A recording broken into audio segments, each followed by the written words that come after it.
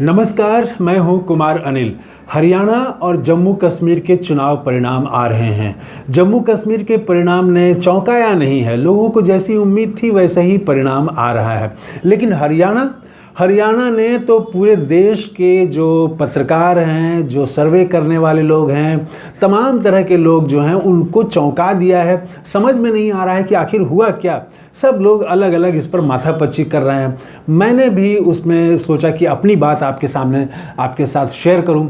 मेरा मानना है कि अगर यही परिणाम रह जाता है जो अभी तक दिखा रहा है कि भारतीय जनता पार्टी 50 सीट पर आगे चल रही है और सिर्फ 34 पर कांग्रेस है, बहुमत से बहुत पीछे, तो इसकी वजह जो होगी, अगर ऐसा परिणाम रहता है तो हम कह सकते हैं कि हरियाणा में बिहार हो गया। हरियाणा में बिहार कैसे हुआ, इसी पर मैं बात करूंगा आपसे। देखिए, वहाँ पर हरियाणा में बड़े बड़े मुद्दे थे और वो मुद्दा किसान आंदोलन का था, अग्निवीर का था, महिला पहलवानों का था, वहाँ एक परिवार का पहचान पत्र, वो भी एक बड़ा मुद्दा बन गया था। और बेरोज़गारी चरम पर थी। बेरोज़गारी वहाँ पर अभी भी है बेरोज़गारी, और ये आंकड़े सार्वजनिक हैं, सब लोग जानते हैं कि बेरोज़गारी वहाँ कितना बड़ा मुद्दा है। तो वहाँ एकदम से जो सरकार थी भाजपा की, भयानक तौर पर अलोकप्रिय सरकार थी। कोई लोकप्रियता नहीं, ऐसी अलोकप्रियता कि बीच में ही खट्टर साहब को मुख्यमंत्री पद से हटाया गया, उनको केंद्र में ले गई भारतीय जनता पार्टी, और वहाँ नया मुख्यमंत्री सैनी के रूप में वहाँ पर हरियाणा में बनाया गया। तो इतनी अलोकप्रियता, कोई ऐसा काम नहीं था हरियाणा सरकार का जिसको वो पैकेजिंग कर सके, जिसको वो बता सके, प्रधानमंत्री बताते कि हरियाणा में हमारी सरकार ने ये किया है 10 साल में। ऐसा एक भी काम नहीं था। तब भी वहाँ पर भाजपा आ रही है और अच्छे बहुमत से आ रही है, 50 सीट बहुमत से 5 ज़्यादा ही से आ रही है वो। तो आखिर ऐसा क्यों हुआ? इसमें तमाम लोग फेल हो गए।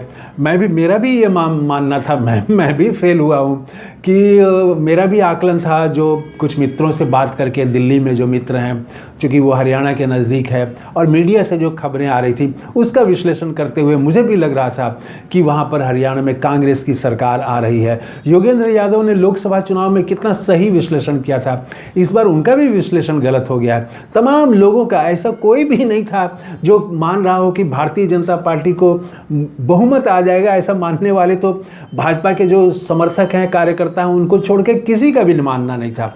तो आखिर ये हुआ क्या वहाँ पर हरियाणा में? तो मेरा मानना ये है कि वहाँ अगर यही रह जाता है परिणाम, अभी तक जो ट्रेंड आ रहे हैं वही परिणाम में बदल जाता है, तो इसका मतलब होगा कि हरियाणा में बिहार हो गया। बिहार में क्या था?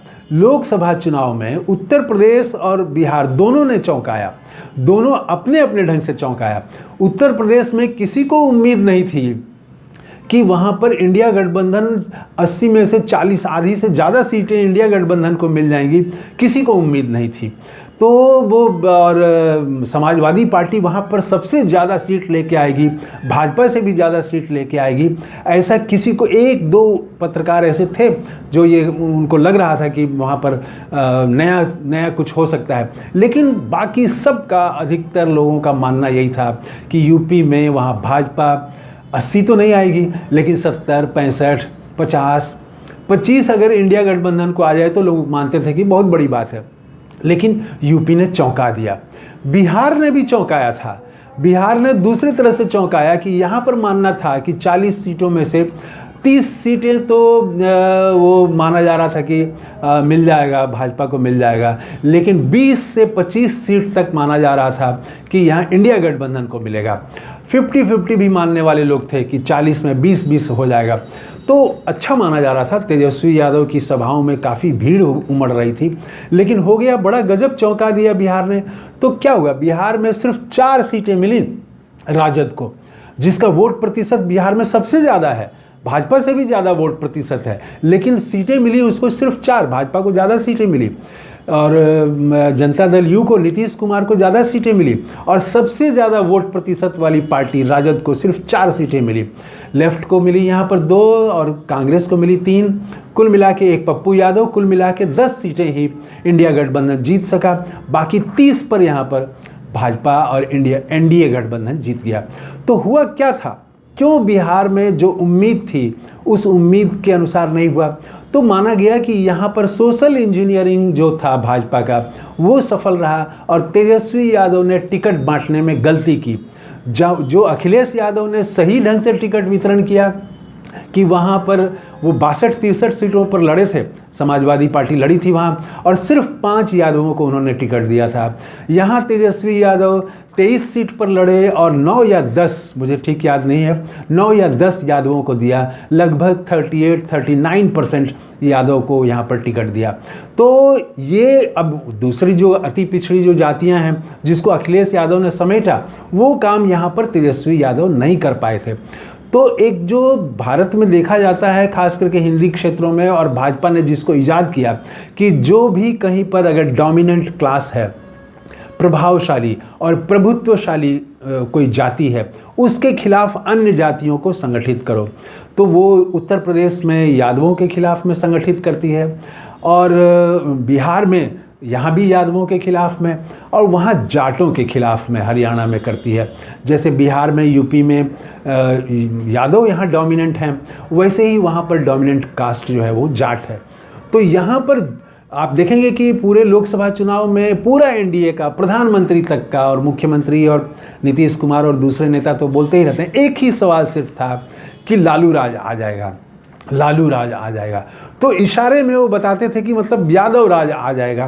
तो इससे जो दूसरी जो छोटी छोटी जातियां हैं वो उनका कंट्राडिक्शन रहता है नीचे समाज में, और वो नहीं चाहती हैं वो इनका प्रभुत्व और इनका दबदबा, इससे जो अंतर्विरोध रहता है, इसका फ़ायदा यहाँ पर भाजपा को मिला था बिहार में। और लगता है कि वही फ़ायदा अगर यही ट्रेंड रह गया, 50 सीटों के आसपास हरियाणा में भाजपा को आ गया, तो इसका मतलब है कि वहाँ पर भी जाट विरोधी जो गोलबंदी की भाजपा ने, अन्य जातियों को जो गोलबंद किया, तो वो वहाँ पर काम कर गया।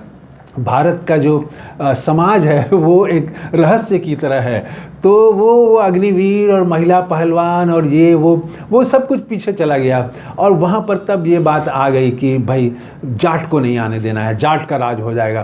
तो ये फीलिंग रहती है दूसरी अन्य जातियों में, और इनमें ये हो जाता है कि हमारा राज आने वाला है, तो ये अति उत्साहित हो जाते हैं।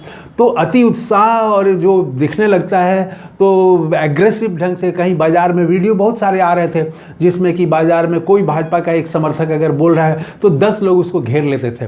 तो वो जो बोलने वाला जो लोग है, जो समुदाय है, वो ज़्यादा एग्रेसिव हो जाता है। इसका रिएक्शन भी होता है, गाँव में होता है, छोटी छोटी जो जातियाँ होती हैं, कमज़ोर जातियाँ होती हैं। तो हो सकता है कि अगर यही परिणाम रहा, ये ट्रेंड परिणाम में बदल गया, तो इसका मतलब मैं कहूँगा कि तब हरियाणा में भी बिहार हो गया।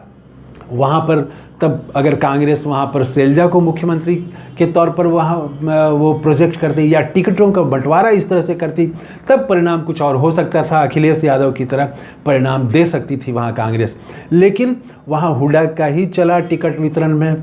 और अब और डिटेल में बात होगी, फिर अगले वीडियो में हम बात करेंगे, देखेंगे कि किस तरह से टिकटों का भी बंटवारा हुआ था। फिलहाल अभी तक जो ट्रेंड आ रहे हैं और यही परिणाम में बदला, तो इसको हम कह सकते हैं कि हरियाणा में बिहार हो गया। तो थैंक यू, धन्यवाद, जय हिंद।